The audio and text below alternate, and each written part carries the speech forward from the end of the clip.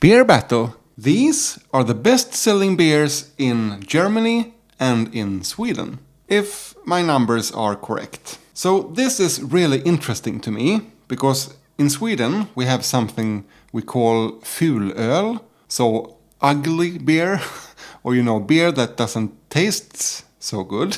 But it's cheap and people want to drink a lot during the weekends, so then you buy these kinds of beers anyway. And then when you get into craft beers, or you get more interested in beer overall, then you maybe leave these macro beers, these fulöl, behind and move on to craft beer instead. But in Germany, isn't all beer great?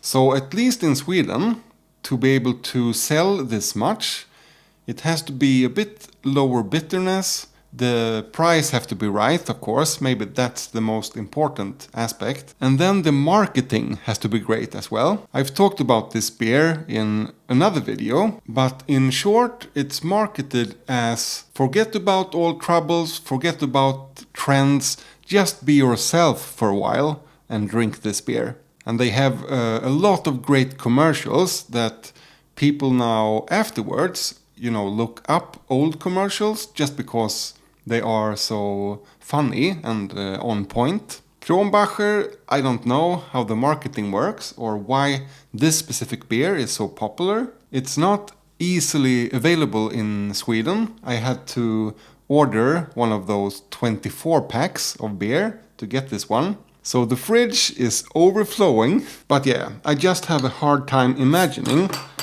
Germany making bad beer. It was such a struggle to get these glasses as well. First I ordered one from a German online shop, but they sent me the wrong one. I got this in the mail instead. Krombacher Hell. This would be interesting to try as well, but I don't think we even can order that beer in Sweden. And then I ordered it from eBay, also in Germany I think, but when it arrived it was in 1,000 pieces. So third time is the charm, as they say. It has kind of a bread yeasty aroma, when you bake your own bread and it comes out a bit too yeasty. It could also be kind of white grapes. There are some aromas that are not that common in German pilsners, in my experience. White bread, compact white bread, freshly baked. It's not as much of that lemon citrus note, more like sweet orange. When I shake it around and smell, you get more of the citrus notes. Also a pretty herbal aroma. I'm not sure which one, but one of the dried green kinds. It smells really inviting. I would never guess this is a macro beer, if you can call it that. Let's open the Norrlands Guld. Oh, can I do the trick? I haven't practiced. That was pretty good. Norrlands Guld, made by Spendrups, the largest, I think, brewery in Sweden. More of a sweet berry, almost metallic aroma. But I've learned that from before. The metallic note usually disappears together with the foam. It's lemon, more lemon than in the Krombacher. Sweet bread doughy note as well. It has something more like green apples or pears. I've tried this many times and I always find new aromas. It could be me developing as well. Also smells inviting. And I know the brewmaster at Spendrups is very interested and influenced in German beers and follow the Reinheitsgebot, the German purity law. So no adjuncts, for instance. Yeah, only water, barley malt and hops. If you ever see a Swedish can or bottle and you see the word korn, that doesn't mean corn. Korn is barley in Swedish. So if we compare the aromas, Norrlands Guld is more lemon driven, smells fresher in a way, And the Krombacher smells so much more. It's so much going on. Kind of smells like more quality. I don't know exactly how to explain it, but I get the sense that this beer has taken its time to be brewed, and the Norrlands Guld maybe is a faster process. Now I get honey as well, the expensive kind with different kind of flowers. Maybe some kind of butter as well. Honey on butter.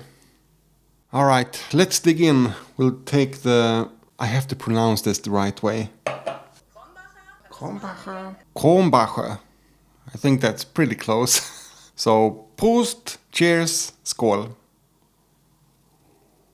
It's creamy with a nice breadiness in the finish.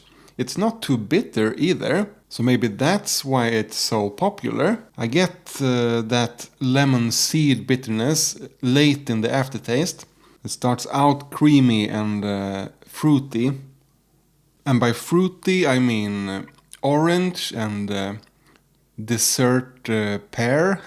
But yeah, if you compare to many other German Pilsners, this has really low bitterness. It kind of has its own place somehow. If I put, for instance, Bitburger and Radeberger in the very bready, wet, heavy, bready department, and then you have Jever and some other really dry and bitter German Pilsners. And then of course the Helles in the south of Germany, which have even more of the honey sweetness and the low bitterness. This is, I don't know, maybe closer to a Helles. And even though it has all of this complexity, it's still pretty light. It's really interesting to analyze.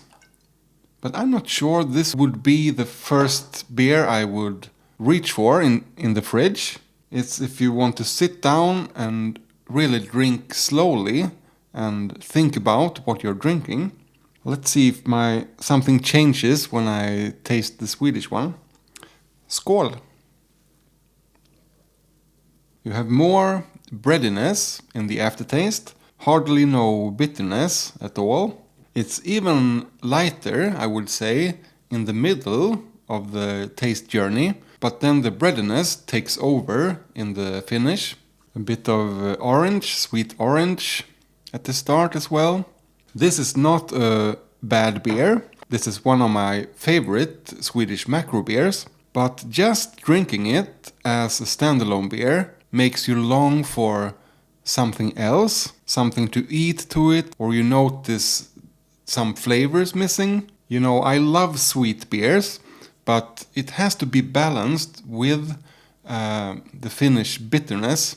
It has a little bit of this, and I think people that say, I don't like beer, and they try this one, they will say, oh, it's so bitter. But for an experienced beer drinker, the bitterness is really low, and the sweetness can be a bit, what is the word?